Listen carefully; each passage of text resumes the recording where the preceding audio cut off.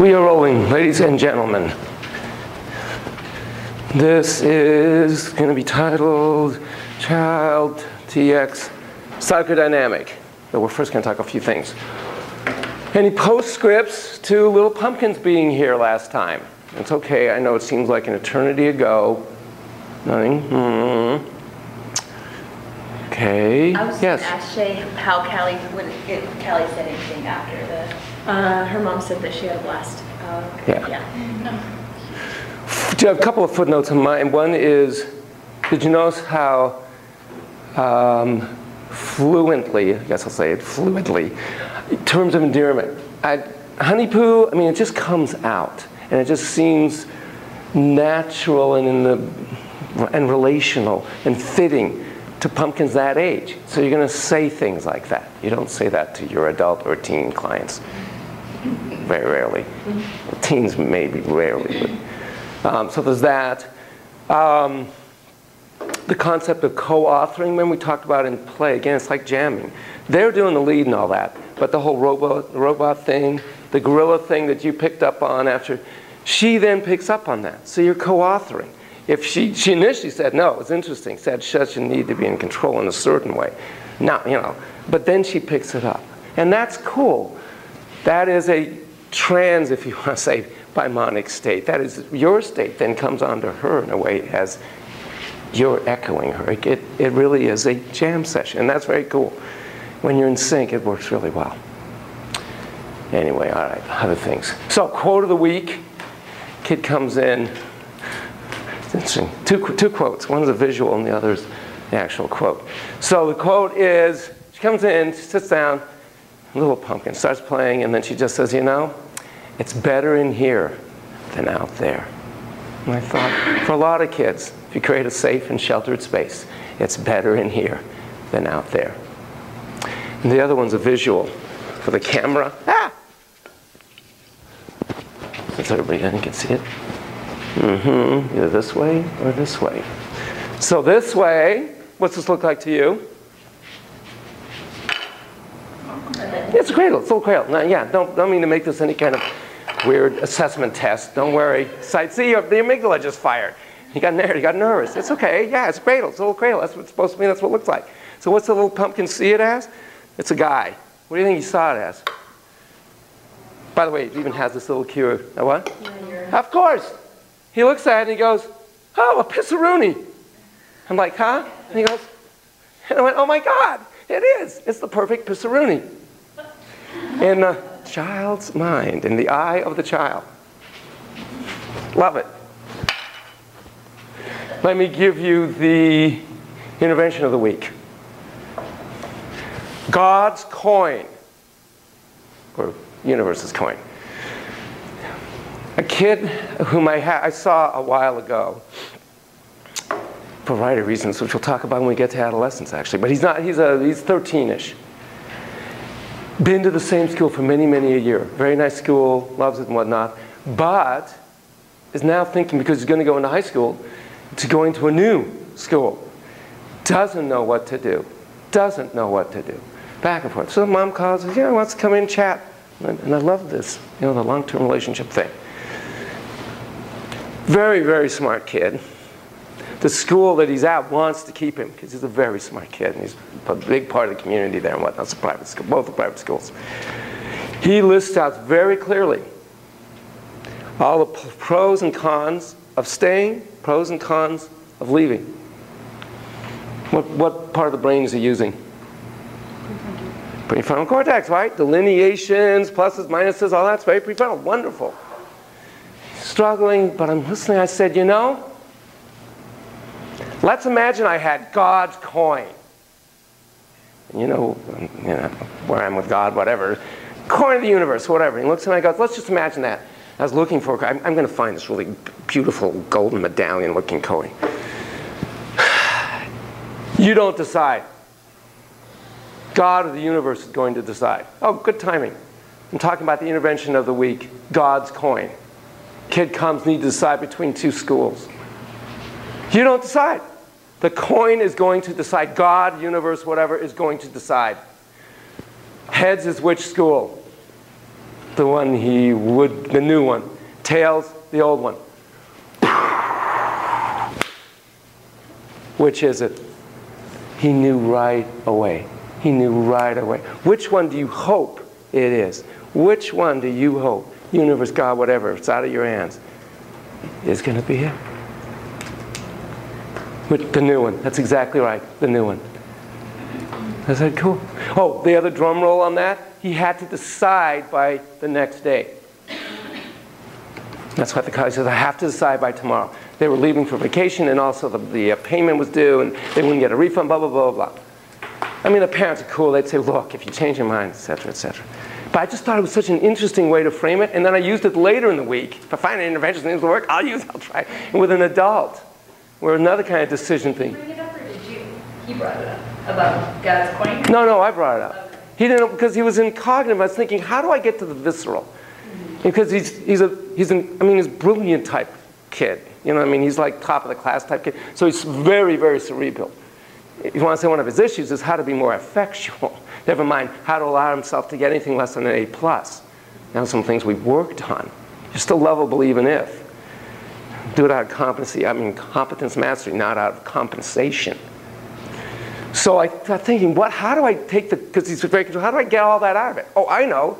We'll just make it we'll make it not in his control. Because the way he was talking, he sounded, the energy was more around. His face lightened when he was talking about the new school. But it was very clear, the mom told him also, and Dad, I'm not there to make the decision for him, obviously.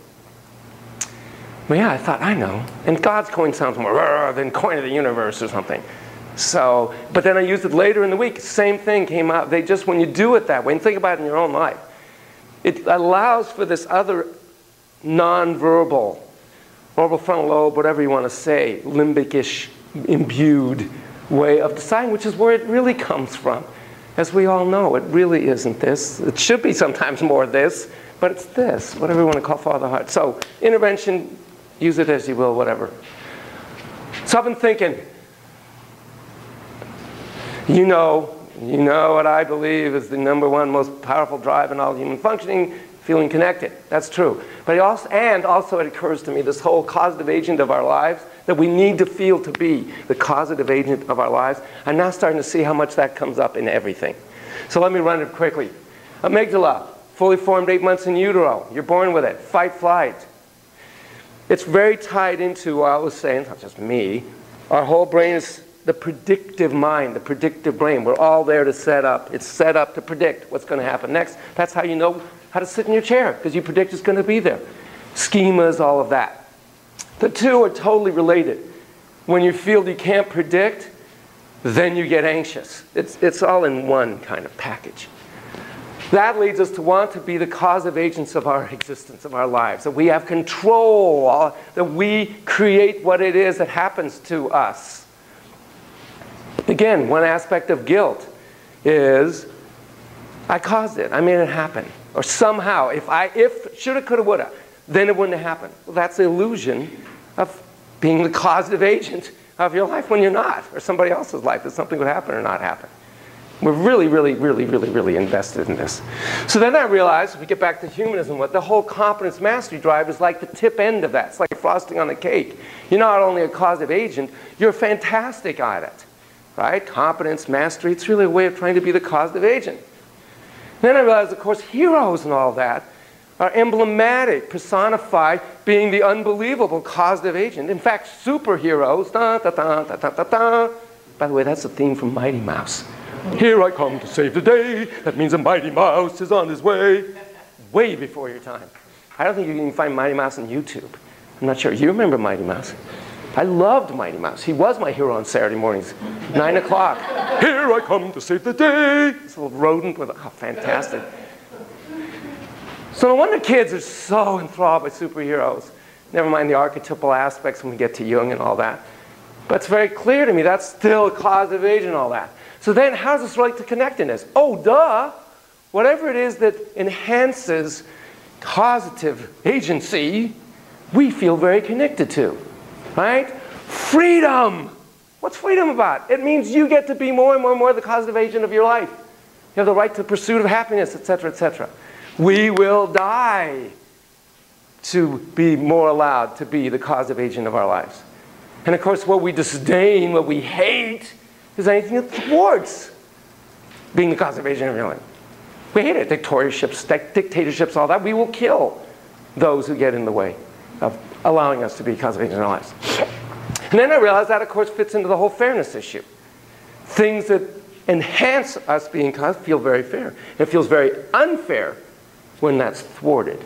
Hence rules, limits, all of that stuff. Hence positive parenting when you foster autonomy, i.e. allowing the kid to be more a causative agent of our lives. And of course, where do we learn this, develop this, do more and more of this? In play. Because one of the main factors of play is you're the causative agent of everything that's going on there. You're Bambi, you're Godzilla, you're creating, you're doing the world. You're practicing being a causative agent. Okay, makes sense, holds together? It just seems, yes, please. You're talking about the shoulda, woulda, coulda. So you're saying you want to help develop the causative agency, but they're not. The shoulda, coulda, woulda is the illusion that we could have been the causative agent that would have changed what in fact happened. Whether it's something horrific. I had a friend, his daughter, little girl daughter, back seat, son front seat, you know where this is going. She was asleep in the back seat and took off the seatbelt. And they were going to the desert in the car. He went too fast. He wasn't drunk or anything like that. The car flips and she dies. The two of them live. They have seatbelts. How do you exist with that? The shoulda, coulda, woulda, I mean, I tear just at the thought.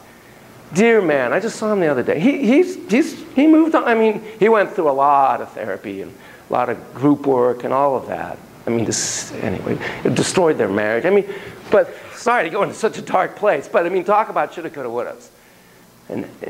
But what does that mean? It means I could be the causative agent to undo this horrific thing, if only, if only. And then there's a lot of minor things. A lot of your clients will come with, the obsess.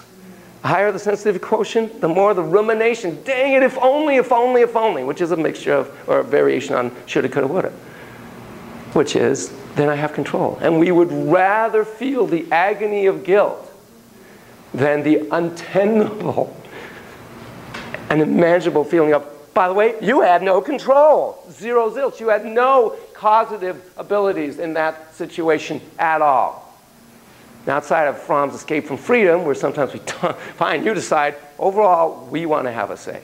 And when we don't, we can't tolerate it. We rather feel guilty and beat ourselves up, but at least I could have, I'm a causative agent. It helps to tell clients that, by the way. I know you have the need to be the causative. You're not. Sorry. There's another coin tossing all the time. Determines whether we get home or not. We think we're in control. I call it a kind of benign denial. We all need to have that benign denial, otherwise we never get out of bed. Then we'd think a plane would crash on our house. And we're bad. I mean, you gotta move on. But it's interesting how this, and once I started looking at this, I see it kind of all over the place. And I just thought it's important. And I see it in play. It's another really important function of what we call play, which of course is a child immersed in self-creation, is they get to practice being, in the ultimate sense, the causative agent of that existence that's happening there. Okay, what else I want to tell you? Just about a kid yesterday. We're talking about how technology, how all this screening, how's that impacting. Kid yesterday says, I had the best dream ever my entire life. He was just glowing. He is, how old is this kid, 9? It was Minecraft, and I created this incredible world in Minecraft. I thought, wow, it just seeps in everywhere, in the dream states. Another kid, I told you the ones where they looked at the sand world, remember this one? And he freezed it as if it was a video game to go get the parts. And then, I mean, we're referencing the world that way. It's bizarre in a way, but it is what it is. So this other kid had his little iTouch, and he set up this wonderful chase. It was fantastic, wonderful chase theme thing. The cops and the bad guys. And they used my huge gorilla as a mountain, and the bad guys were on top of the mountain with the helicopters shooting. And what does he do? He takes his iTunes, In case you didn't recognize it, it's called the James Bond theme. Unbelievable, he plays that theme. He says, no, I got to do this. He plays the theme as he's chasing them around and doing this whole thing. And oh my God, that's fantastic. Now that I thought was integrated. A little worried the guy dreams of freeze frames. But play the Bond theme while you're doing this? Sure, why not? Sorry. Okay. Okay, let's do this. We are now, oh, one other thing. I'm sorry, another thing I've left out. Drag and drop. I don't think I've mentioned that. One of the ways that, quote, play works is the concept of drag and drop. And that is, you take, you're very familiar, talk about cyber world, screen world, with computers where you have a folder or file in one column, and you take it from there and you drag it and drop it in another column. It's the generalization of skill. It's the wax on, wax off. So while they're doing all this in here, in this little mini micro world that they are the causative agent of, they're learning, developing skills, of course, that then can drag drop out there. So as you play being heroic, powerful, in charge, and you reflect that trait, boy, you put your heart and soul into it, you do it, you stick to it until you do it. And that'll serve you well in life. What you're saying is you're going to take that quality and you're going to apply it in grad school at CSBP Alliant.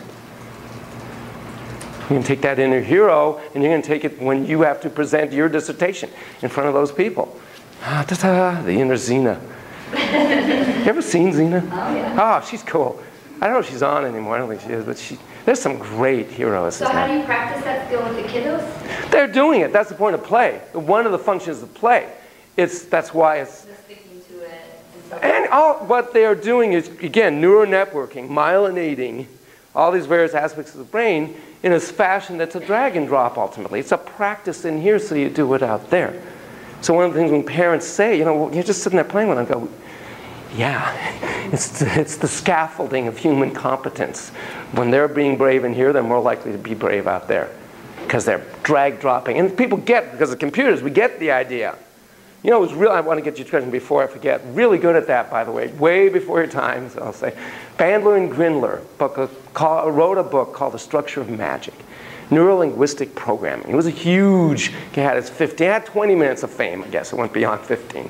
They followed a woman named Virginia Satir, who was a brilliant family therapist, and Minuchin.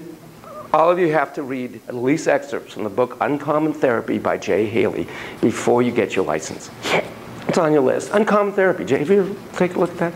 Beautiful. Just take a look at it. It's the further reaches and boundaries of what the healing profession are an approach. About Milton Erickson. We'll talk about him at certain points. But anyway, Bandler and Grindler were very aware of that drag drop phenomenon. Milton Erickson was very aware of that. He would talk about that first moment when you took your first step. That sense of causative agency and that sense of empowerment is still right there. You just aren't aware that it's there. He was able to help you tap into that part of you. That whole thing. So, yeah, Uncommon Therapies. It's in there somewhere, maybe under Goodreads or something. Jay Haley. You got to look at it. Just go online. It's just excerpts. It'll give you a sense. Radical stuff. I don't know if he could quite do all that stuff now in terms of rules and regulations. Not that he did anything really unethical, but he would set up, for example, in his waiting room, if he thought two clients might get along well, he would arrange that they would meet. he's kind of matchmaker. It's kind of a Yentl. That Yentl? Whatever that is. So the example, when I took Bandler Grindler's workshop there was this woman who was overweight and struggling with eating issues and whatnot. She was a banker, fabulous with money. So they had her talk about how she manages money and whatnot, and what they called anchoring. They would anchor that state, really brain state, by touching her, pardon me, on the shoulder when she's talking about it. Then they would have her talk about eating and food, and she really couldn't manage that at all, and they touch her on the other shoulder. And then they have her talk about eating and whatnot and touch her on the shoulder that affects the brain state that has to do with money and organization. So it's a drag and drop. Take that skill and now apply it over here. Okay. play works very much that way. Okay. Think s'mores. Psychodynamic, psychoanalytic. Yes, please. In terms of generalizing... Oh, I'm sorry, you had your hand up. Let me honor that. Generalizing play to the outer world. Yes. I've had some parents who were concerned about younger children with excessive violent play or really focused on violent play. And so I had a little difficulty in trying to, we talked a little bit about it last week, you know, the guns and so forth. Right. In trying to say to parents, it's okay for them to play in this way because there's the whole idea about television violence creates violence, and you know, so all of this. So what do you say to parents about that, about play? Right. At least a couple things, because it does come up. You're absolutely right. In fact, I have to ask them, is it okay with the guns and whatnot? Most of them are fairly simple. They do get nervous. First of all, it's not violence. In the way a kid does aggression, anger is not the way we do it. Doesn't have the same meaning for them. They're actually very much in charge. It's a way that they learn to both feel empowered, causative, and also be in charge of it. Because they're not really shooting. And in fact, like with little Callie, I did say, you know, I understand it's fun for you, but I need you to do it here. So then she asked, in fact, to practice, if you really think about it, practice how to manage aggression, if we want to define it as that. Rather than either suppress it, repress it, hold it back, because by the way, it's going to happen anyway. They're going to go behind you. You can't take that energy away. It's the stallion in part. In fact, this is going to be a really good segue, thank you, to psychoanalytic. Because as you know, one of their whole big assumptions. I see your hand, I'll be just a sec, I want to hear. So, you know, whether it's the stallion or the Ferrari, they got to learn to drive it. So you can't just park it in the driveway and say, don't look at the car that's there, because you know at some point they're going to be tempted and they're going to get in that car, and now they've had no practice. Never mind the whole humanistic idea, of course. If you don't value and validate all aspects of the self, you get a sense of something's wrong with me because I have these feelings. And parents can get that idea. They're going to feel bad about who they are because we all have those feelings. But it really isn't the same state for them as it is for us.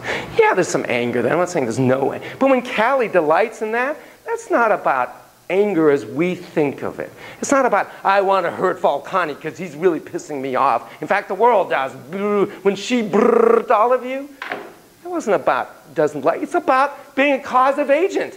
That she can and you drop and you drop. And there's an interpersonalness. There's a connection. There's a bimonicness in that because now we're both engaged. You're not just viewing it. You're not saying, don't do that.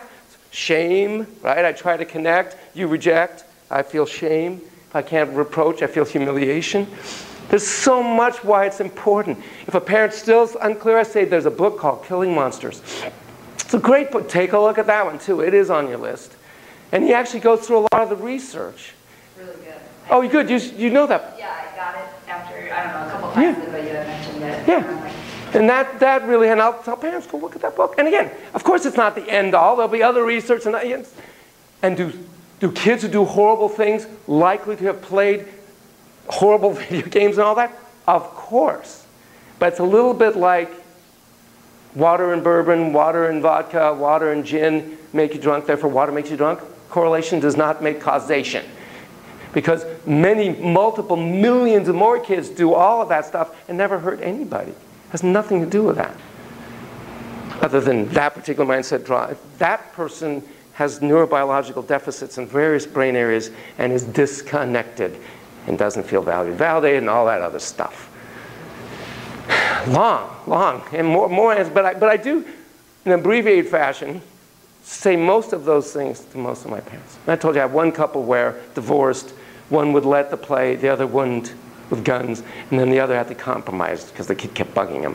All right, but it has to not look like a real gun. So I have those Star Wars guns that I brought, and she was okay with those, but not the one that looks real. You had a comment or question. I was just going to ask, at what age will the light bulb kind of goes on for us, and like, okay, maybe this is a concern. You know, is it adolescence? When does it become where, I'm just thinking of, like, for instance, I mean, I said at a late event, but the shooter in Virginia Tech, and like the drawings that he had, and And I was wondering, at what point do you think, okay, a red flag goes up and says, okay, this is no longer... It's not so much the activity, it's the context. Okay. So not so much like, at this age, then it would be this. I mean, again, I told you my history with, I mean, I really ontogeny recapitulates phylogeny. The individual repeats the whole history of the species. And I really was into bows and arrows, just amazingly. And then I got into guns, amazingly. And I would hunt dove. I'm sorry, y'all, you know, give to the National Dove Society for the rest of my life. But I would hunt them, and it was unbelievably, so I'd get up at 4:30 in the morning. Woo, woo. And so different ages, I took it on in a different way, and my mom would cook them as long as I plucked them. And as I told you, and then I shot the, I'm sorry, the little bunny. And then I literally, if I see an ant on the counter, I don't want to kill the little pumpkin. Who am I to take your life away? No, I do. I think, God, you're out there, you're cruising, you're an incredible creature. I don't know what to do. I've tried to get them out. I have sometimes. Now I see, you know, 158,000 of them. I'm sorry. It's you and me. And I feel bad. And I imagine, like, kind of in the Native American way, that the little spirits are flying off. I apologize. And, you know. But my mom was right. She said, if I didn't let you do it, I knew as soon as you turn 18, you will be a lifetime member. Then all right.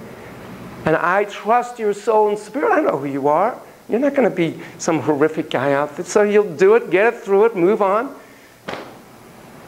Now the species has to move on and be peace-loving. Love thy brother and sister. So again, it's more, but you show me a kid who's hurting animals, as you know, that's one of the worst signs. Okay, if you imagine, again, talk about mirror neurons, there is a deficit in some very primal sense of connectedness. If you can't even be empathic to animals and you're projecting wounded child onto the animal, being the aggressor, again, now I'm talking their language. This is actually going to segue well. Identification with the aggressor. That's a really dangerous sign. Because what I'm looking for is connection. You're disconnected, you're disenfranchised from self-other the world, you are a dangerous individual. Particularly if you're very connected, because you got to find something to be connected to, otherwise what do? Suicide. We can't tolerate not being. You're connected to very hateful concepts and ideas, whether you're a neo-Nazi or whether you're a terrorist, and you know what you're connected to is, as you know, again, things that allow for causative agencies and whatnot.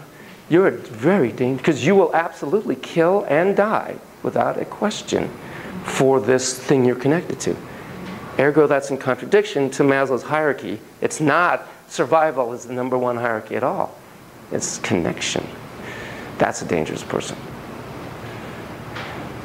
Okay, so psychoanalytic. Now I'm going to do a profound disservice, understandably, to this large body of thought. I mean, this is like studying the Talmud or something. I mean, you know, you're a monk. If you're really a psychoanalytic, psychodynamic person. And some of you actually remember in the first day said that was kind of your leanings. Who's leaning in this direction? Okay. Okay. You don't have to be ashamed. It's okay. I believe in psychodynamic. Hi, my name is Psychodynamics Anonymous. Psychoanalysts Anonymous. I'm going to do the haiku version. And of course, it's gone through all kinds of permeations. I did you get my 2 articles I sent you? One's on the efficacy. They're very happy about that, you know. All this evidence-based treatment. Yeah, we're that too. We're EBs. I'm proud of it. Yeah. PAEB, psychoanalysis, evidence-based, EBT, treatment. Huh? Yeah. It's not just CBT, you know. Huh? We got that one. Anyway, it is funny. And please, you got to look at, if nothing else, just look at what I underlined. I mean, the good news, I've read most of the stuff that I sent you. I think I've read all the things I sent you for the most part. So look at my underlines on the Sugarman article. Did you look at Sugarman? It's really good. He's a modern guy. I can embrace that version, if you want to say it. He was just at the Institute presenting, the Psychoanalytic Institute here in San Diego. I think back in January, maybe? Cool. Yeah, he's alive and kicking. He's a good, he's a smart man. And he loves this stuff. The other person who used to teach here, I don't know if she ever does, Barbara Rosen. She actually was my supervisor way back, CMH days. County Mental Health Outlet. Wonderful woman, became a dear friend, very smart, and truly a psychoanalyst type person. So it's a long body. He's gone through a long history. As you know, I was, as I told you, in psychoanalysis. Remember I told you that? I told you my first moment on the couch. It is really different. You're sitting, I was first I interviewed like 4 different people. Did I tell you this? Very quickly, because it actually fits in with this. So I decided, you know, I've done everything from naked marathon groups to Jungian, I know, sorry, delete the image. Sorry, delete. Now put it in your trash. See, drag and drop in the trash. Now empty your trash. It's gone. It's gone. You don't have the image anymore, okay? It's gone. It's true. Actually, no, I actually got college credit for it. I got an A in the class. Yes. Yes, UC Santa Barbara. It was part of the... okay, yeah. 1970. Oh, really? Okay. Oh, I get it. Yeah, I looked like that when in the Carl tape. I looked like that. Oh, bad. I'm sorry. But anyway, yeah, we had these groups, and anyway. We got an A. I thought, that's cool. I decided, done all these different types. Why not psychoanalytic? Why not psychoanalysis? Let's do this. Okay. I got to pick a psychoanalyst. So I call around, I call the institute, get these names. And I basically do the same interview. I come in, you introduce, you say why. And I was living with somebody at the time. I was fine. I mean, I'm working, you know, Arbeiten und Leben. You know about this? That's Freud's famous thing. Work and love. And he's pretty smart. If you can work okay and you can love okay, you're doing okay. His other famous quote was something about making misery into common unhappiness. There's a goal for you. So I go through these 4 different ones. One was when I walked in, and it's just not right, wrong, but differences. The crease on his pants was so, I noticed it was so perfect. You could literally feel as if you could shave on it. And I looked at his beard, and he had the very Freud-looking beard. Not a hair out of place. So perfect. The whole interview, I know this sounds, and this would have been great interpretive if you knew. The whole interview, I kept thinking, you know, if a little booger would come out and back in when you breathe, I would feel more comfortable. It never did. I left. We were done. It wasn't a good match. Great guy, very smart, was not, no, that was not going to match. I had to make sure there wasn't a booger going, Eventually, I got to one where, what was it? The way he responded to my just little 50-minute, because those were 50-minute hours in those days, vignette. There was that, And I was like, whoa, connection. I wasn't aware of this whole connection theme in those days in this conscious way. It wasn't. And I thought, I'll go with you. 4 sessions into it. So I say, so, you know, when do I, and there's this couch there. So when do I do the couch? Because you could do it any time. Like now? Yeah, I could get up right now and go lie down on the couch. Of course. Whoa. Never forget the moment. Got up. And then I hear him move. He's moving. He moves his chair. Actually, he gets a different chair. It's a little small chair, not this big. He sits. I hear this like rustle, some notebook. I see his notebook. I lie down. I go, wow, this is really different. I'd say this is really different. Wow, you're not even responding. Whoa, you guys really stay silent. Unbelievable. Really? You are there. You're not sleeping, are you? You're not doing the grunt. You know, all the usual cliches. And I said, oh my God, I'm having an image. And then I did hear him say, and of course, it's a real mellow, kind of low-key voice, kind of neutral, almost robotic. What was the image? Boy, you could be on my answering machine with that voice. Of course, I'm sure he's interpreting my levity as anxiety, and you know, I mean, because you're doing now, you're just like, what does this mean? What does this mean? What does this mean? But this image, I'll never forget. I said, the image, as soon as I laid on the couch, actually the word was hit the couch. Interesting choice of words. Way tangential. A buddy and I have created a program that looks at the impact of words, effectcheck.com. Check it out. I don't want you to sign up. I'm not trying to make money off of you. But it's just an interesting concept. Lexical meaning. What you say has an impact. The image is I'm taking off at Windansea on a really big wave. And I take off and I'm like, whoa, right to the bottom, just racing down the bottom. And then I come up and do this really cool turn. I'm just looking at the face of the wave. He goes, And I hear him go, shh, bless you. Twice or once? Once. Uni sneeze. Anyway, and then he writes it down.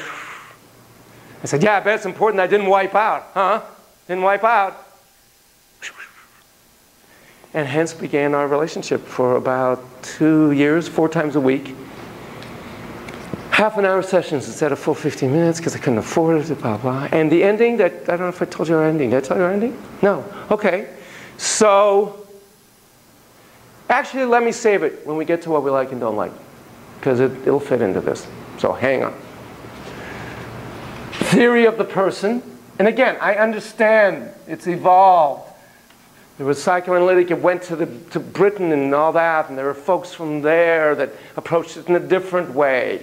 And then there's ego psychology, object relations, and eventually evolved into Kohut and self-psychology, which is really humanism / psychodynamics. There's a wonderful article comparing Kohut and Rogers, actually. Yeah, way back. I mean, just so I understand, but still, there's a fundamental theory of the person. There's the theory of pathology, obviously. I'll just do negative. Theory of pathology. Obviously, there's a theory of healing. What in the heck heals? What's the role of the therapist? And then there's obviously things you're going to like about and things, not so hot.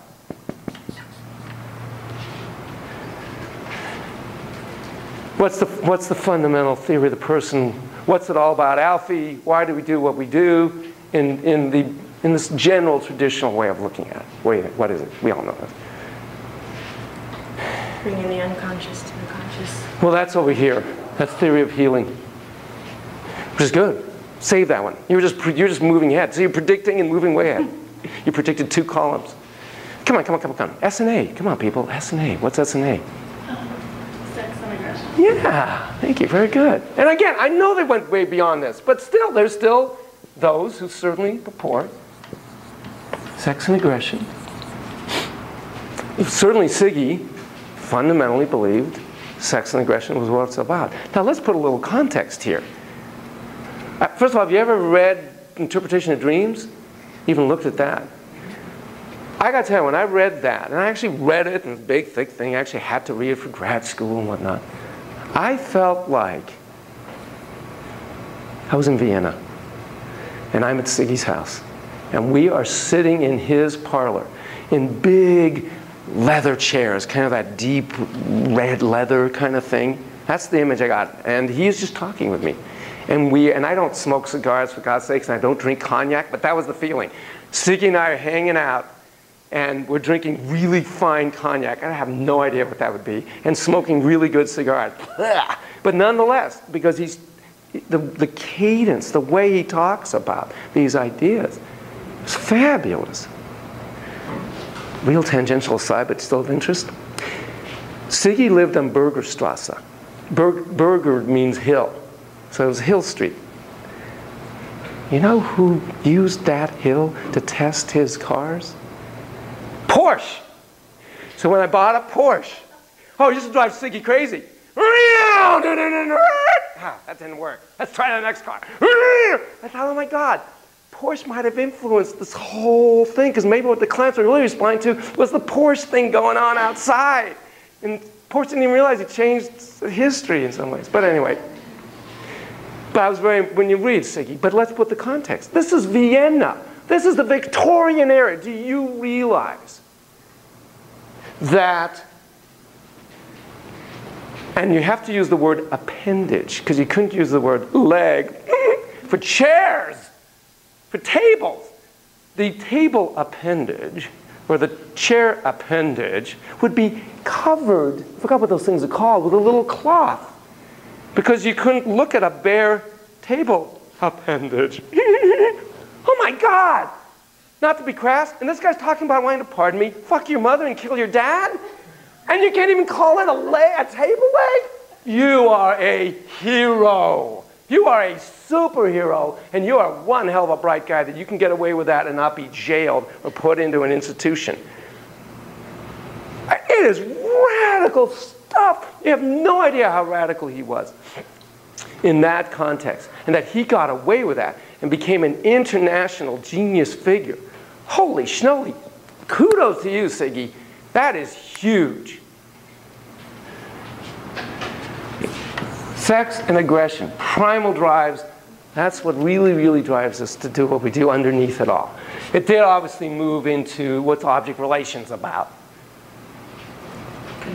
Connecting to others and self. Exactly.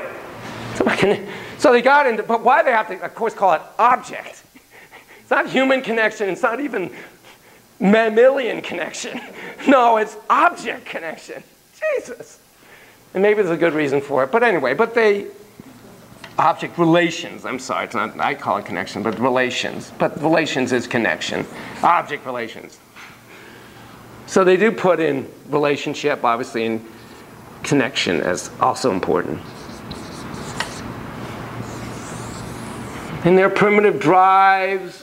Now, you know who the new hero of all of these folks is? Alan Shore, who writes brilliant stuff about the neuroanatomy, ultimately of connection, actually, in his 3 really thick volumes of the first 2 years of life.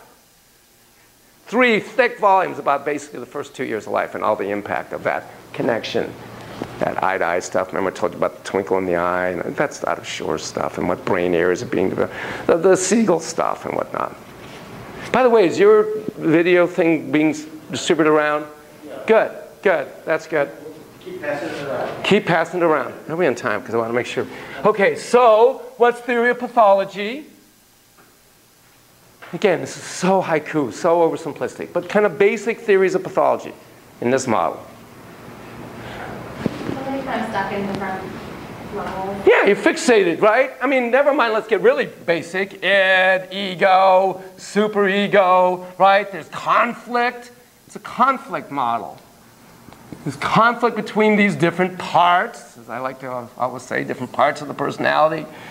You get fixated in various developmental stages, right? Oral, anal, phallic, all that stuff. Remember this from high school probably, never mind college, never mind grad school.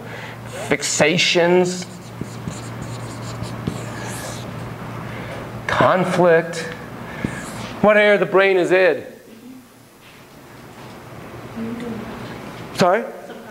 Yeah, it was limbic. I mean, if we did a fMRI, it's limbic stuff, right? Orbital frontal, limbic, primal brain, ego, prefrontal cortex. I mean, again, way oversimplistic. I apologize for all the neurologists. Dorsolateral prefrontal cortex in some ways would be the superego, which dissolves in alcohol. That's why when you drink, your dorsolateral is a little offline and you're dancing on the table. And you don't care. So then when you do it, and the superego kicks in like, oh God, and beats up the ego, beats up the id. Id kid comes in and goes, neener, neener, neener. I'm going to do it anyhow. You can't stop me. And all these things create conflict, symptoms. He first worked with hysteria, right? He decided that the famous case she wanted to choke her dad or whatever it was, because she was so mad, but it transformed. They like Shore because he puts a lot of neurobiology into a lot of these assumptions, which is what, again, Siggy is an MD. He always believed you could eventually get to a neurobiological model. That's why I had this drive energy issue. That's what this drives. So, as you were saying, what's the theory of healing? What heals in this context? Go ahead. Bringing the unconscious to the conscious. Right. Where there's id, there'll be ego. All these conflicts, all this energy built up, tied up in repression, right? And all these defense mechanisms. Actually, do you know who came up with defense mechanisms? Anna Freud, his daughter. And that's really, what a testament to this guy that his daughter followed his profession. And cool that she was, pardon the term, allowed to. He allowed women in there. Hey, sons actually didn't, I know he had one son, not had more. But anyway, that's cool. So defense mechanisms. So where id will be ego, insight. What's the mechanism of insight in this treatment? I know these kind of... Yeah, but also, what's the T word? Transference, or transference, depending on how you want to pronounce it. Right? The transference, this transference onto the therapist, all this non-conscious, as I would call it, which is much more accurate than unconscious. It's non-conscious, but it's there. All this transference onto the therapist, who then interprets, right? That's their main tool, interpretation. Interprets and makes this non-conscious stuff now conscious. Ergo, id, a non-conscious, becomes ego, prefrontal cortex, conscious through the interpretation of the transference and the interpretation of the defense. One of my resistances to going into analysis, and the reason I therefore said I will do this, is, shit, man, I'm going to put all this transference on this guy. Now, and I'm supposed to, got to remember, this is now about 80. And I thought, oh God, and I'll probably have a homosexual fantasy. Oh God, and I'm sorry that I'm saying, oh God, it's perfectly fine. But back then it was not congruent with who I am. I'm flamingly heterosexual. So it was not, I mean, anyway, I'm not saying that in some bragging sense at all. But I thought, oh no, I'm going to have transference, including homosexuality. Oh gosh, but okay, all the more reason to do this. I'm taking this on. I know, so ridiculous. I'll never forget this. So I have a dream. We're about a year into it now. And I'm making out with Stephanie.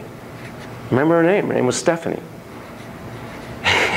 Making out, it's like pretty good. I wake up before anything more happens. So I tell him. He's riding away quietly. And he says, well, you know, my first name is Stephan, spelled with a PH. I went, oh my God, it happened! I kissed a boy and I liked it. In the dream it was a girl. But that, of course, he would say is defensive, right? It's a screen, it's a mask. Because I can't tolerate these intolerable kinds of urges or whatever. And we only kissed, by the way. We didn't do anything else. You were very quick to point that out before you told us what the dream meant. Well, we want to... Oh, the other part. Oh, yeah. Oh, sure. Oh, I would still have... I still own that I would have resistances to that aspect of myself. Oh, absolutely. And I'm not proud of that, but I mean, I got to be honest with myself. Of course. That's okay. I don't ask anybody else to have any stuff about it. Actually, let me say one other thing. I went to my 40-year reunion, and I was so stoked that Dougie Archer was there. Why? Because Dougie Archer, way back in 1966, had very effeminate ways of being, and talked like that, and all that stuff. I was not a bully. I was a nice guy as a teenager. But I remember one time, I'm in the hallway, and Dougie's coming up the hallway. Nobody else is around. And he said, hi, Yanon. And I said, hi, Dougie. And I felt bad for 40 years. 40 years. So when I found, I get teary-eyed. So when I found out he was going, I sent him an email. Because I said, Dougie, I have an amends I've waited 40 years to make an amends to you. I am so stoked. You got to go to this thing. Because I can't wait to see you. So he's there, and he's there with his male partner. Yay, Doug, good man.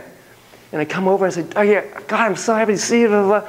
So I got to tell you, I'm so sorry. And I told him the scene, and he goes, I don't remember any of it. You're kidding, I've been carrying this for 40 years and you don't remember this? He goes, Yanon, what I went through, are you kidding? You think that little thing was anything to me compared to what I went through? And the funny thing is, right behind me is this gal, Connie Keating. She was very pretty and whatever. She comes over and says, oh God, I have so many apologies to make to you. And he looked at her and said, you? I remember. I thought we could just have a line up here of amends. Let's just do the amends line for Dougie. God. All right, so you interpret it to ego, insight, and all of that. Obviously, my repression is involving the superego. It says you shouldn't do this, whatever. There's this transference that goes on. You put it on the person. They interpret it, and it frees you. You're not conflicted anymore. Okay, I got these lines, whatever. It's okay. What do you like? Oh, so by the way, so the role in the simplistic sense is like a lightning rod, right? You take on the charge. This is my own little rendition. I haven't seen that in print. I haven't seen that as the official stamp of the role. But I always thought of it as a lightning rod. You just like take on this charge and neutralize it. Made sense to me. Again, people study this, people join associations and societies. First of all, by the way, it's only relatively recently where psychologists, mere psychologists were allowed in, because it's an MD thing, psychiatrists. What do you like about, what's not so hot about it? Takes a long time. Long time.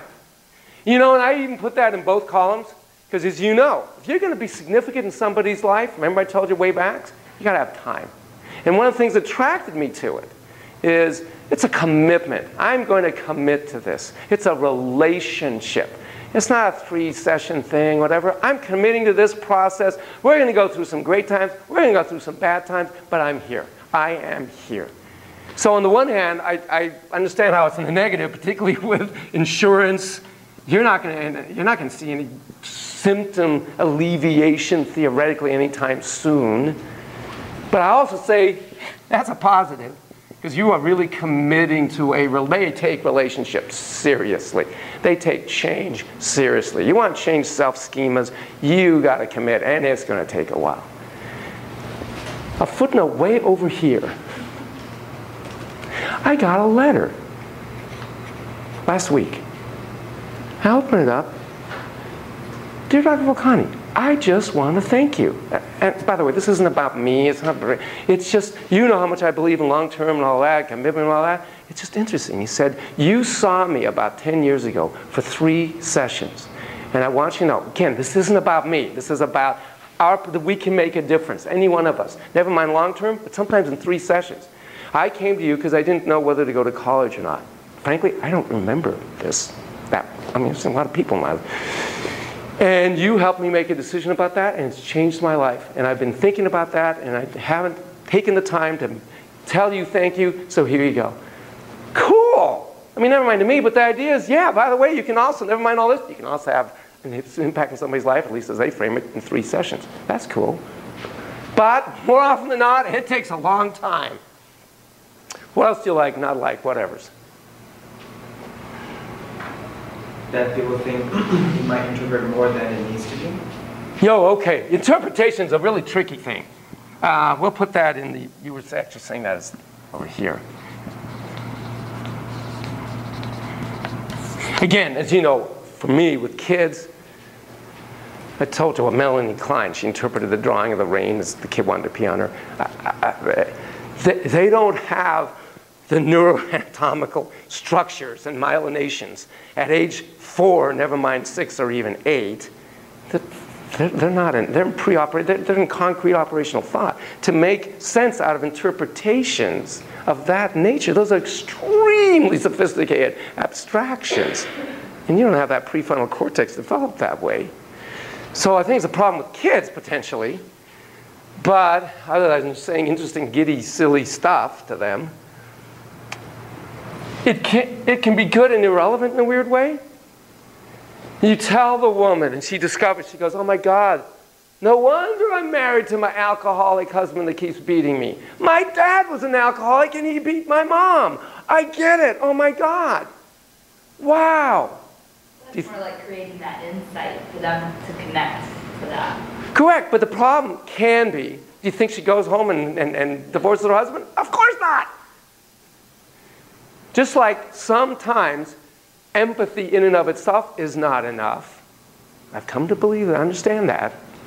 So insight, at plenty of times, is not enough. No, but I think sometimes it's just like planting that seed for them to maybe 10 years down the road or never. Oh, absolutely. I mean, I'm not saying it's better than not having the insight.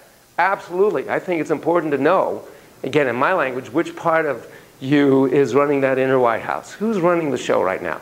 I guess it's that little wounded 3-year-old and 8-year-old that hopes, and this is the brilliant thought that they have, the repetition compulsion, or translated in humanistic terms, the will towards mastery, being a causative agent, that if I can get my drunken, abusive husband to stop, magical 3-year-old believes I got dad to stop. Again, I'm a causative agent. Magical thinking. I get the repetition or mastery compulsion. So that's a smart idea, and you ought to know about it, because then maybe you can tell a little 3-year-old, I'm going to protect you, not only from dad, by the way, but also from your brutal husband. And we are going to go to the battered women's shelter eventually. But a lot of times, unfortunately, insight in that sense is not enough for actual behavioral change. Again, they would say it takes longer time. Also, they would, a lot of times, interpret a footnote. After I saw this therapist, and we'll get into why I stopped seeing him, the analyst, years later, I did see John Hassler, wonderful, pragmatic psychoanalysis guy, psychoanalytic guy, but I'd see him not on the couch standing. Once a month, check in, good guy, smart guy, but, and this is, I would go kind of over here, he was a little reductionistic, right? That's one of the things they say about it, is everything is mom. I mean, you can kind of count on it. Eventually, it's going to get to, it's your mother. No matter what it is. By the way, in my day, we had to read a guy named Fenichel. Everything to him, was it Fenichel? Yeah, was, pardon the grab, castration complex. Everything, 561 pages of castration complex. Any symptom, from gambling to whoring to beating, whatever, alcohol, it's all castration complex. Obviously, he had not gotten over his castration complex. I'm sure he sleeps in bed with his hand on his groin. I'm sorry, I don't mean to be crass, but it's like, come on, dude. But I will say, it was brilliant how he could go from here all the way, and you knew he was going to get there, but you thought, how is he going to get there? It's kind of like a Rubik's Cube in opposite. You know, but how do they get there? And then he'll show you. So it is reductionistic, and it is, and this is, at least in my experience of it, in times, actually this doesn't go here, this goes here. It is reductionistic. There's in a similar fact, there's a model. On the one hand, there's an extremely sophisticated model. They are extremely detailed. It's like quantum mechanics of the soul. When you read Kohut, you try to keep track of all those internalized objects. It's like reading Proust or Dostoevsky, which I haven't really read, but I know it's really hard to keep up with all the names. Now, what internalized object, what Maggio, where am I here? But it's enormously sophisticated, and it does hold together if you can follow the logic within that parameter. But it's a little tautological. It's its own logic that keeps going and going and going. Proustian bed. So there's this fair story of a little hotel in the forest, and whoever came there had to fit the bed. So if you're too small, they would stretch your legs. If you're too tall, they would chop your legs off, make you fit the theory. So there I am, 2 years into my 4 times a week analysis. And I said something, I don't remember exactly what. And the way he responded to me, it felt like I was being chopped into, talk about castration complex, chopped into a certain box, so to speak. And I said, oh, that didn't feel good. I didn't like what you said. That doesn't make sense to me. And then he said I was being defensive. And I said, no, let's be clear. I understand the transference and all that. This isn't being defensive. This is about Yanon and Steve. Never mind Stephanie. Yanon and Steve. This is between you and I, not some theory. And he wouldn't do that. He would stay with the interpretation. I said, wait. This isn't going to, no, wait. Come on, you can own this. And he says, what would you like me to say? I said, well, all I can say is, you know, Yanon, I get it. You're right. You know, some of my stuff here, maybe. I apologize, blah, blah, blah. He says, oh, so now you're going to be so controlling, you're going to tell me what to say. I said, wow. We're done. If you can't own, I mean, I still have feelings about it, I realize. If you can't own yours and stay veiled behind a theory, this is not an authentic relationship, even in a professional context. We're done. I'll come back for 4 sessions. We're done. And it was really very clear to me. He actually, within the next 4 sessions, actually did apologize. He did say, you know, I went and got some consultation. It is countertransference on my part. I do apologize. I say, I really appreciate that, but it just feels different. And then he said, I'm really going to miss you. It started getting creepy. Probably the Stephanie complex was coming out on my end or something, because I was like, wait, whoa, whoa, this is getting like, no, I'm really going to miss you. And I haven't had a Stephanie dream since, but anyway. And that's, I know that sounds defensive. Look at that. I knew your eyebrows would go on that. I admit to my defensiveness. Okay, so other things you like or don't like, please. Believe it or not, early in his career, Albert Ellis embraced I've heard that. psychoanalysis for 6 years. And then he said it was the biggest waste of time because from his perspective, it spent way too much time focusing on the past and not enough practical now, what do I do to make my life better? So that's one criticism, that it spends a lot of time on things which some people would see as not as relevant as what's happening in your life right this minute that's not working. Understand. Kind of the psychoanthropology, or when you go back in the past, you're looking at every little turn, little rock, every little thing. Wait, how's it relevant now? Because they would say it would free you to the now. Sugarman, I really like what Sugarman has to say. He says it's less about insight and more about insightfulness. That we're trying to, that he even says that. You'll see my underline. It's really amazing. That sometimes, he says basically that. Sometimes going back in the past and isn't going to create change. Wow, for a psychoanalyst person to say that, incredible.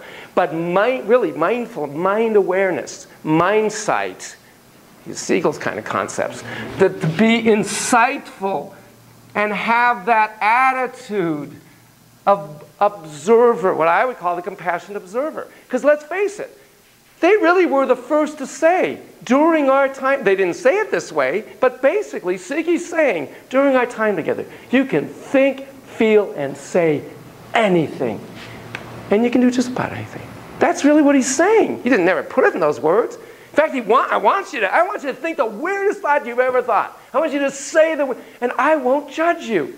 I'll just say, or say nothing, or scribble on paper, or give you an interpretation that hopefully you'll feel is utterly non-judgmental. So in a weird way, he's the first humanist in that sense. And that's really cool. Again, in Victorian era, we can't say leg, you have to say appendage. You can think anything. That's really cool. So I think that's really what heals, is that relationship when you feel, and that's what broke down for me and Stephen, is that relationship where you feel you really, this guy will, or gal will embrace you for who you are. Wow, that's cool. Feel, think, say anything. That's cool. And Sugarman's right, the idea of insightfulness, that you explore. It's kind of the unexplored life is not worth living. By the way, even Jay Haley, who is Mr. Systems person, wrote an article in defense of individual play therapy. Now his point was having somebody on the side here, seeing the kid alone, impacts the family constellation, the mobile, changes the balance. So he still looked at it systemically. He didn't care what happened in the room. Just the fact that the kid was alone with another now important family member that changes the mobile. Okay. Okay. Yeah, comment or thought? Well, I had a couple. One, I feel like psychodynamic is maybe a little more individualized rather than manualized. Oh, that's a nice way to put it. And the other thing, for me, I struggle with always wanting to go straight to problem solving. So it's freeing for the therapist to not feel like they have to solve all the problems, and it's freeing for the patient to not have to worry about homework or living up to the expectations of the therapist. Correct. That's a really nice one. They don't have to live up to the expectation. Live up. Now, by the way, another thing Sugarman says, which I really like, is the therapist needs to share. Wow!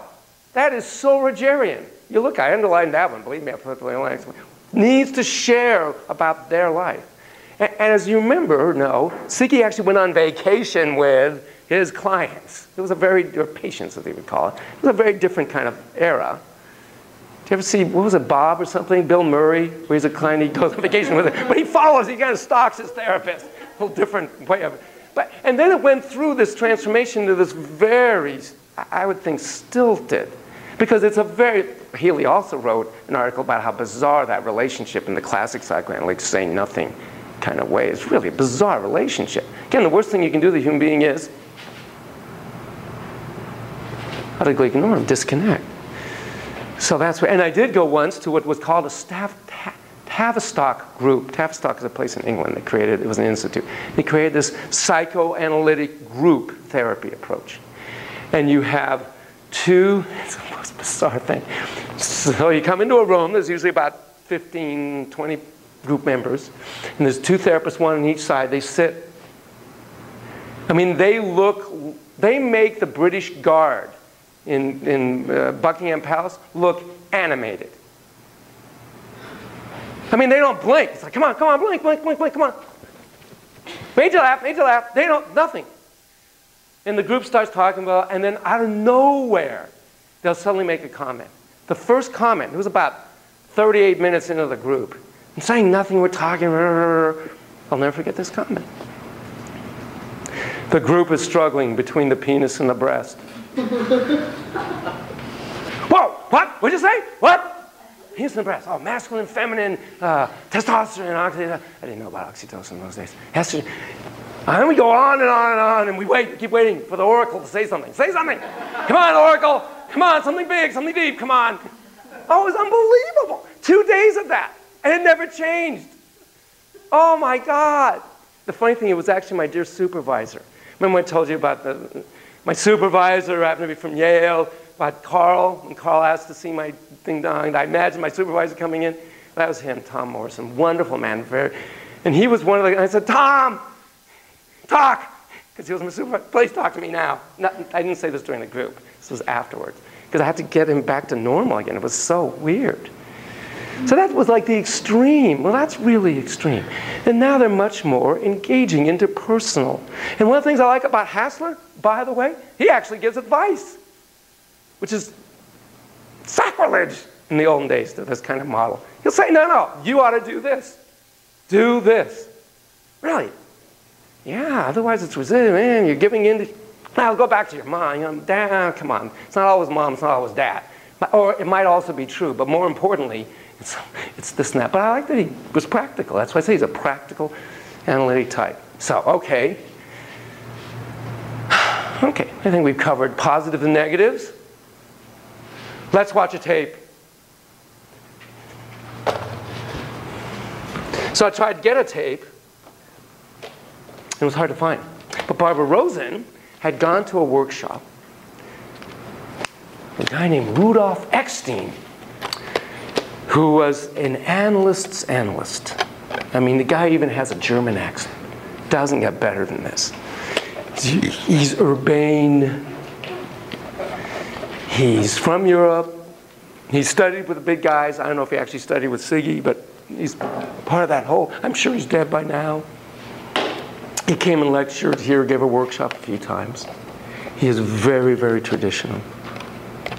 This is a tape of him with a latency age girl. Now, we haven't talked a lot about latency. It's different in certain ways because they have more prefrontal cortex. We're going to get to latency. One of the things, what is one of the things you can do? Also appropriate to do with a latency age kid that I've told you not so much to do if you're traditional humanistic with the little pumpkins. What am I doing right now? Yes, you need to ask questions because the prefrontal cortex is more engaged and involved and whatnot. So you'll see he does that. He's not doing a lot of reflection. It's a very different approach, at least as he's carrying it out. But there's some real positives and there's some, I would say, some liabilities coming out of a very solid theoretical background, in a very traditional sense, this background. Caution, lamp hours are high. Please change your lamp. Okay, I'm running right to it. Yeah, that would be me, all right. Watch video is what I want to do. Did we ever figure out which one of these it was? I think it's this one. Well, we'll put this in. And we'll, this is what I want. Oh, I see you're waiting for this to be there. Okay. Oh, and I need my little blipper. He had seen this young lady about, I think, 6 months or so when this video occurred. She knew she was being taped, as you'll see, and whatnot. She gets all dressed up for it and whatnot. The issue is, mom divorced, She lives with mom. Mom, dad divorced. Mom's going to get remarried. So the child was initially a young person, initially brought to him because of depressions. Okay, that's a DX, if you will. By the way, I actually called him to get the tape and also chat about the case. So he told me a little bit of this background. Okay, I think we're ready to roll.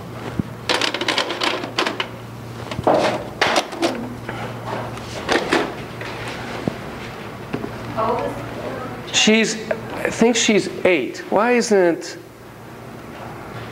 Well, okay, do you want me to do this? Okay, maybe this will work. Make sure the device is connected properly. Oh boy, you gotta love that.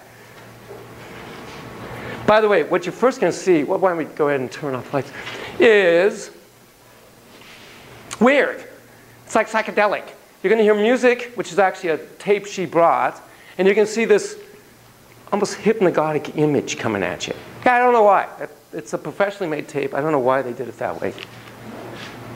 Looks like it was the first one, because that one's not recognizing. Okay, so it's not recognizing it. So what do I need to do? How do I go back? Menu? I go to menu?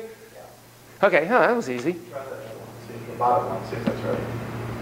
Okay. Yes, there it is. There's the hypnagogic. Thank you. Good job. There's the hypnagogic image.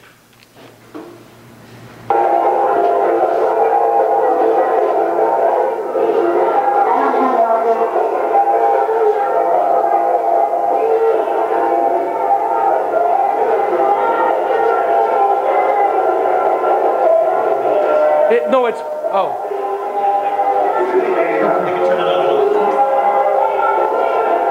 You may or may not be feeling your eyes getting heavy. You may or may not. There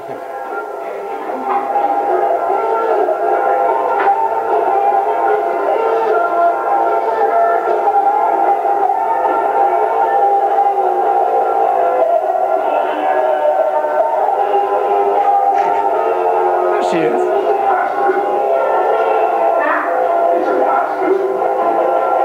It's a fast tune.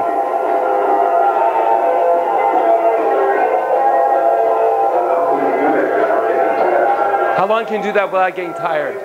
Forever.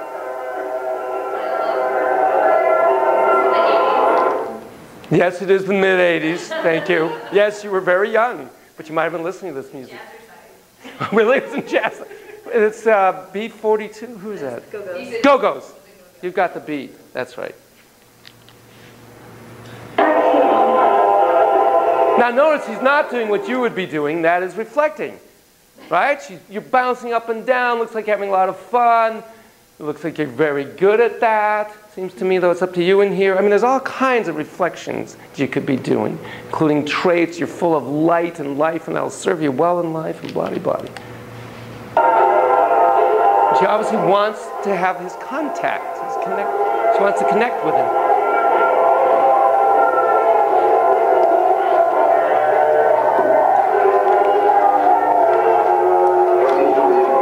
What are you doing with your hands? What does that mean? See, the assumption is there is a meaning to the action. And it would be helpful if she would understand what this means. Is this a scolding move? What does this mean? So there's a certain mindset in approaching therapy. Not right, wrong, but it does then lead to what in fact you do. See, I never would have asked her what that means. Not right, wrong. But it comes different when you think it has a meaning that's important. And by the way, she doesn't answer.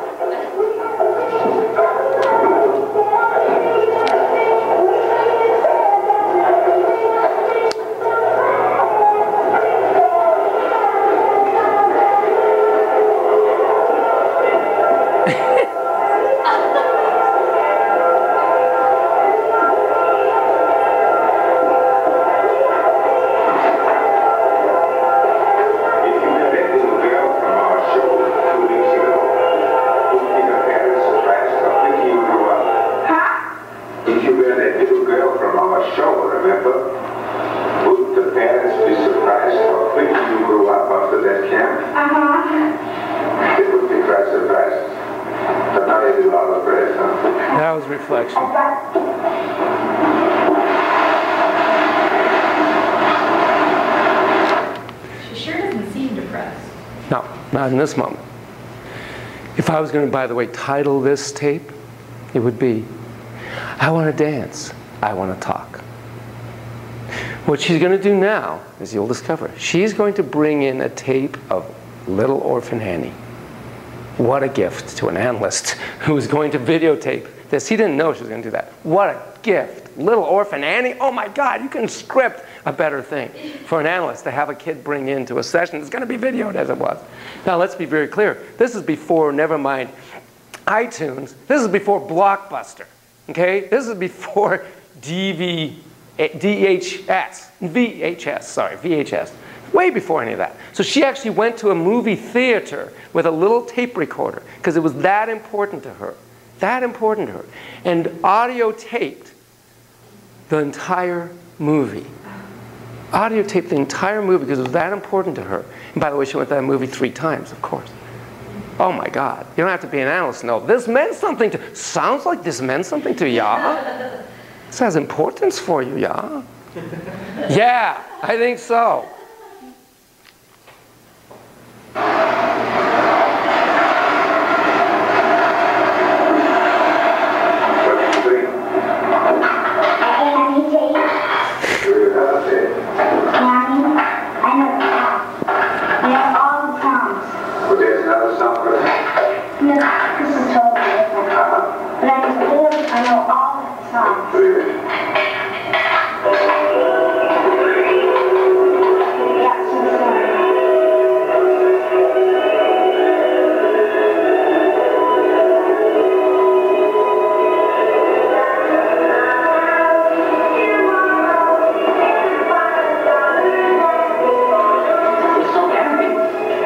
Now I understand.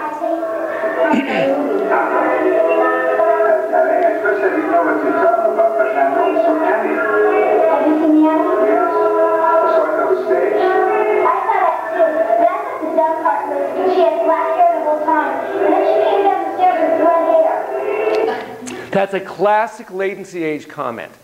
Remember, you go from assimilative, this is not a remote control, it's a chip or whatever, to accommodating, and that is the world's supposed to be the way it's supposed to be.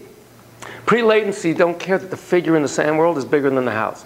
Once you get to latency, it drives them crazy. It's not proportional, not correct. You're acculturating, you're prefrontal cortexing rather than magic minding. So it bugs her that Annie changed her hair. It's not realistic. It's just so classically latency. It's amazing. Prefrontal cortex opposed to magic mind. It's not right. It's not fair. Somebody made a mistake.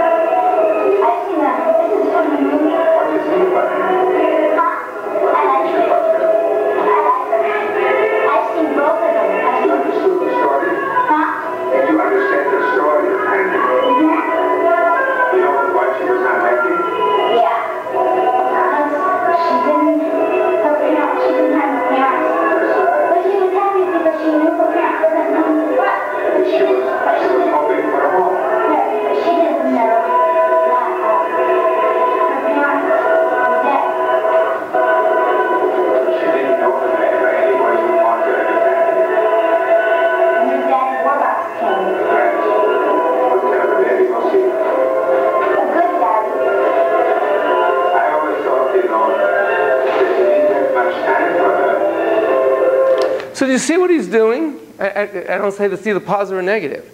He's challenging her defenses, right? He loves it. He gets it. So do you understand the story? Yeah, didn't have parents. Yeah, she wanted a home. She didn't know if anybody would love her. Well, she had Daddy Warbucks. Yeah, but I didn't think he was that good of a dad. He didn't have time for her.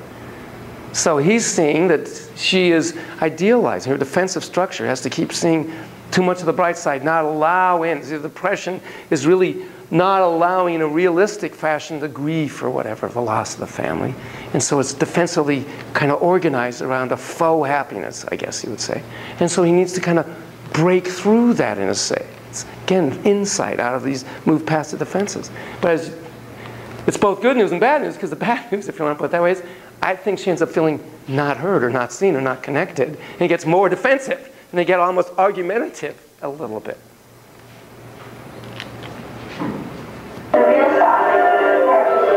And she changes topic. Now she talks about the socks. And he goes with her.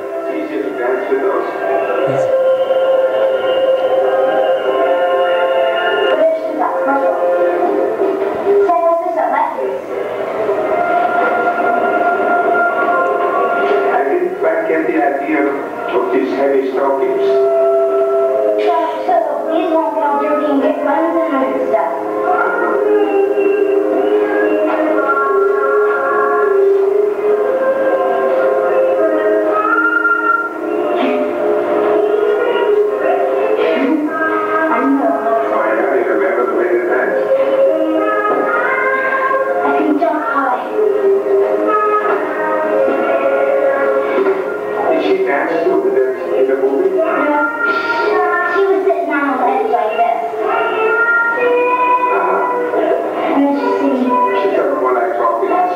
She felt more like talking than singing.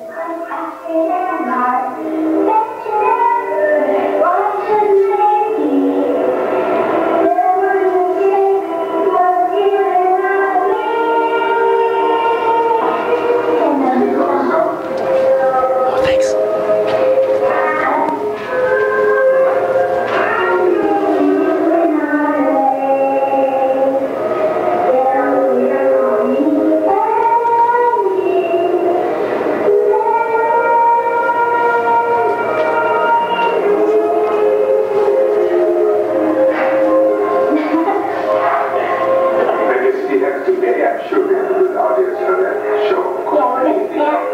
Listen.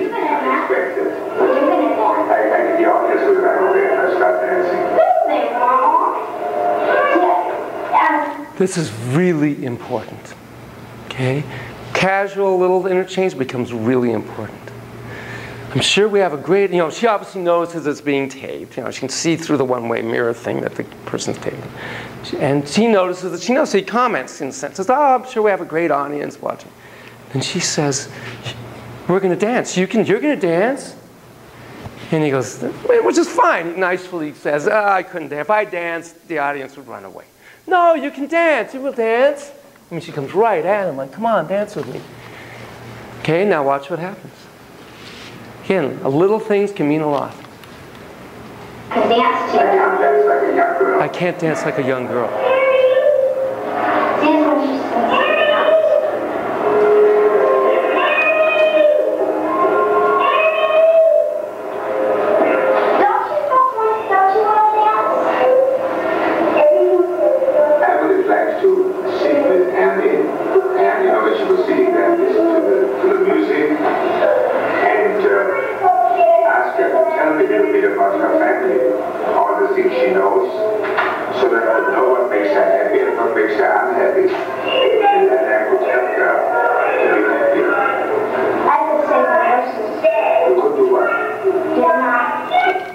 It's enormously important interchange. I feel like she started to feel like shame.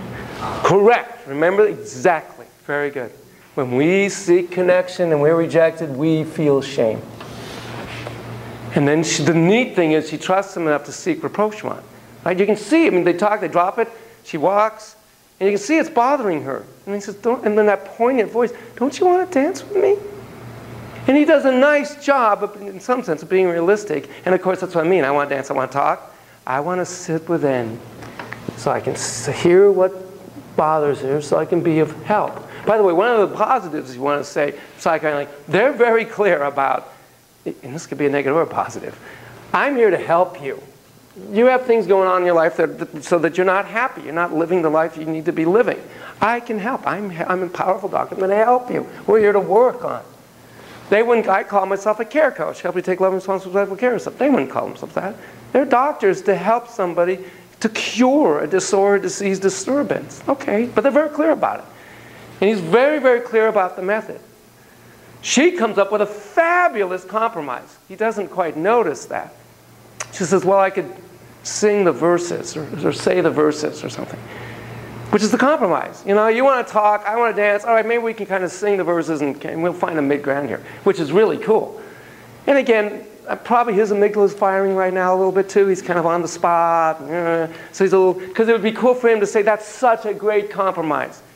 And of course, tradologists would say, yay for your lateral thinking, meaning you come up with a lot, you're a good problem solver, that'll serve you well in life.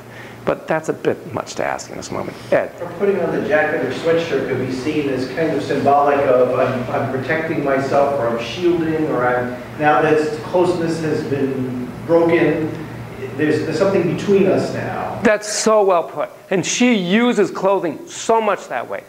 He notices the whole thing about the leggings on top of the stockings.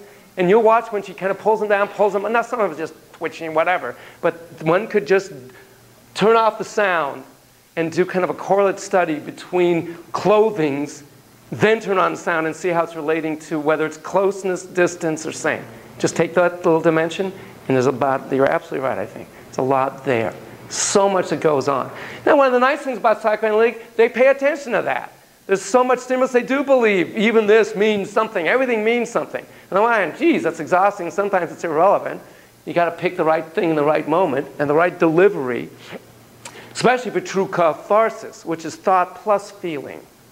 They do honor the fact that you have to have feeling involved for a real integration, a real cathartic experience. Okay, but he sets the parameter very, very clear. By the way, given the length of tape, what I'd like to do, with your permission, bosses, is go to 10:15. I'm so sorry, just take a quick break, because I really want you to see this whole tape. And then we'll go till about 11:15, if that's okay with you, because I want you to see this whole tape. So then she starts saying the verses.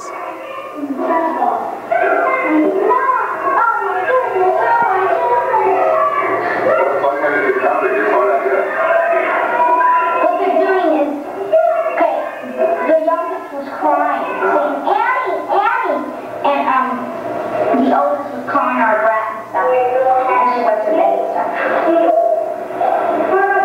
That was in the orphanage, was it? That was a tough time for her, to have no parents, no hope. The only friend she had, I think, was the dog. She had a whole bunch of friends. Yeah. See how she contradicts him? Why are you following me?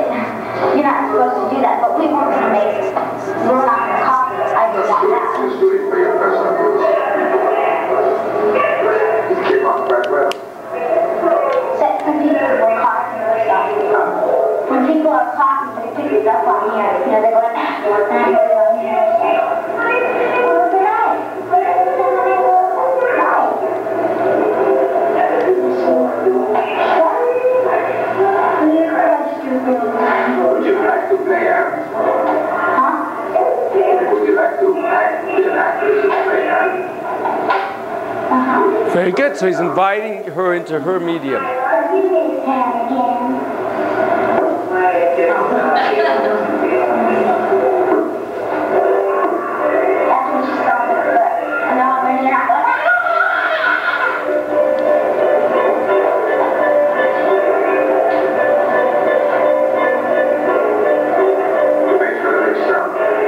That's a reflection.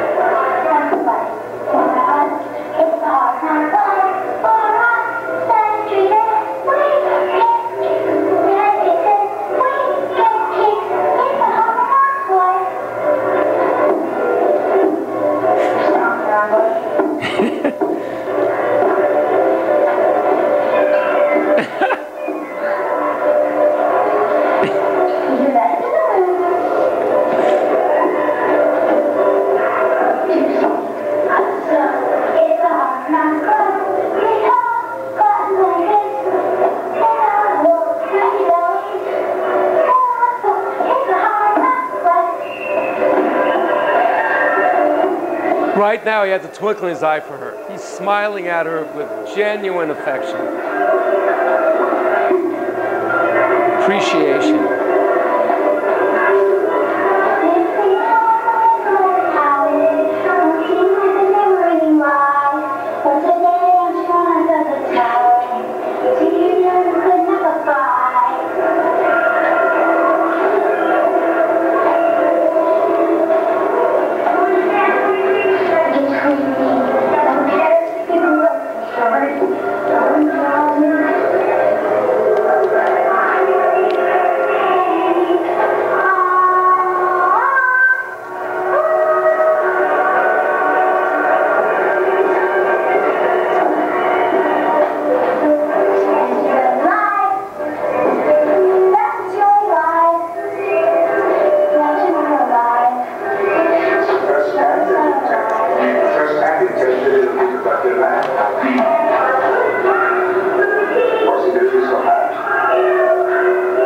So that's interesting. I don't know if you can hear it. He says, which is wonderful. He's listening, watching her again. He obviously is appreciating what she does.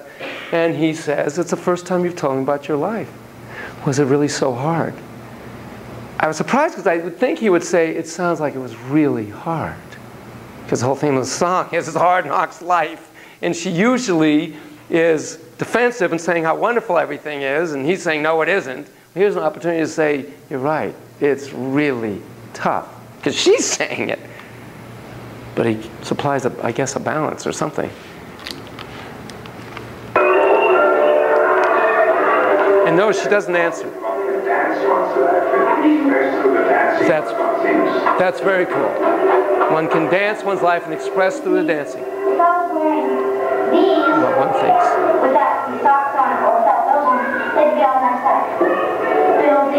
So she doesn't answer him. She distracts into clothing. She might feel exposed.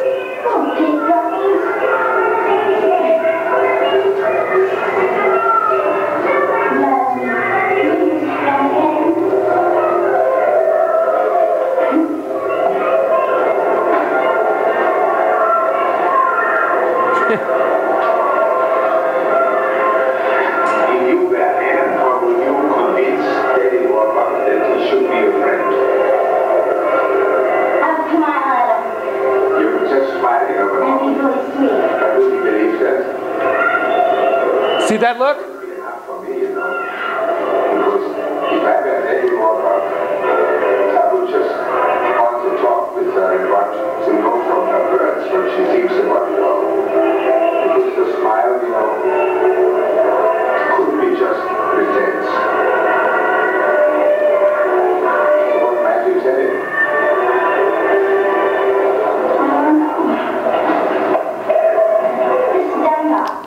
Another really important interaction.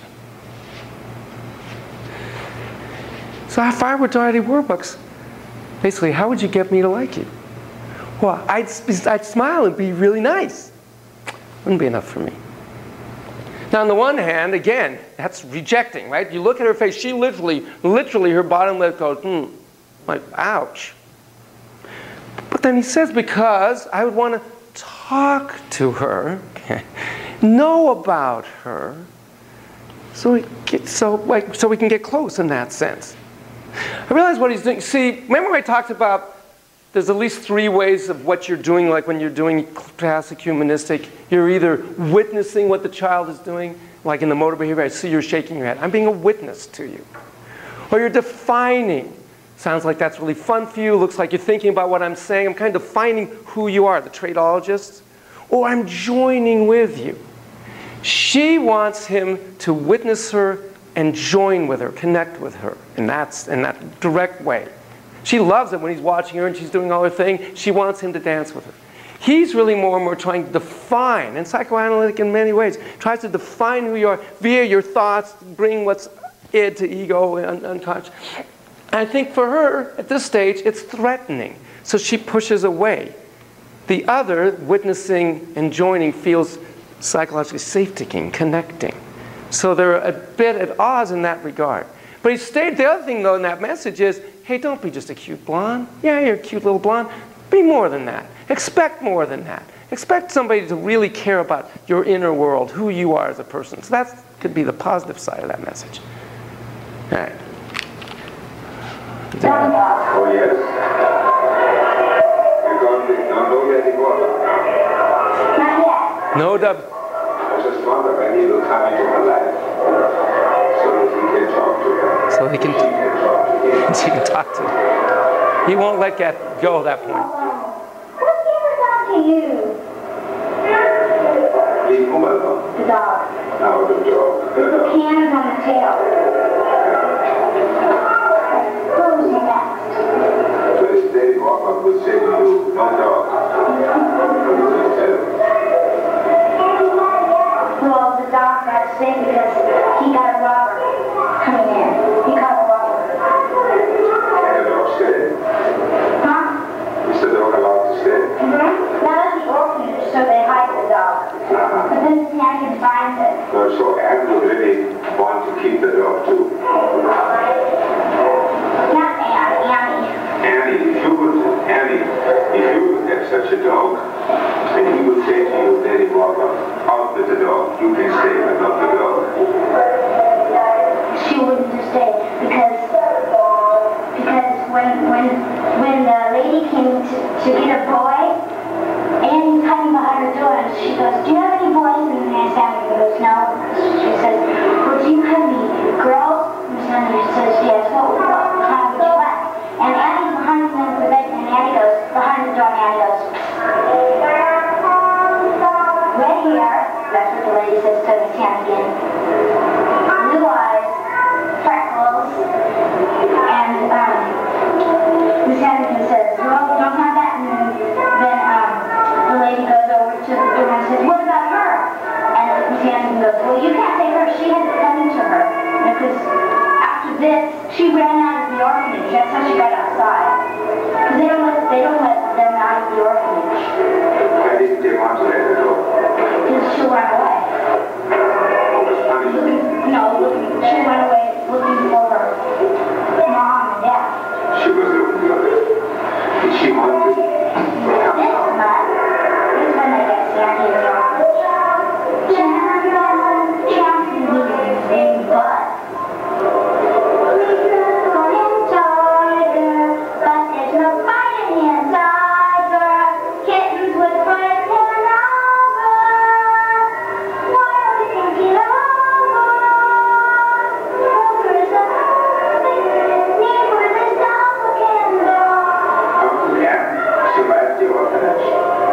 She has friends.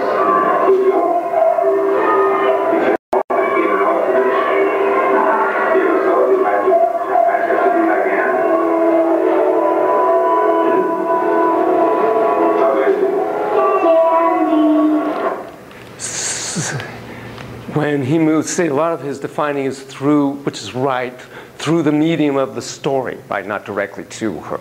If you were with Daddy Warbucks, would you do all of that? So he's trying to help her define who she is, insight through this figure of Annie. Now he's hitting directly to her. And she, as you see her position now, and she starts fiddling like this, and then she closes up. It's really scary for her when he starts talking to her really directly like that. What would you do? Could you survive? Okay. We're going to take a break in a moment. Thoughts, feelings, fancies, reactions as you're watching this. Chang, what do you think? You're watching this? I know I cut you in the middle of a pre-yawn. Sorry. It's interesting how like the story itself of the movie reflects so much of her, and it's so difficult for her to just describe herself and be direct. And this is a way for her, like an outlet for her to feel a bit more comfortable expressing how she feels. Right. Well, again, it's play therapy at now, at latency stage. They're less likely to use little tiny figures, the little pumpkins, and now use things like a video, a movie. It's still play therapy. Except for adults, it's still play therapy. When we watch movies, when we read books and we're moved by it, there's figures that represent aspects of self, and we're identifying with them, manipulating them, so to speak, through the stories that mean something to us. So you're absolutely right. It's this version for her instead of little figures. But she would still do Sand World. She would still, and also do that. Any other thoughts? Okay, I'm so sorry to do this. Literally, just take like a 5-minute break, go stretch. You have to hit the head, do that.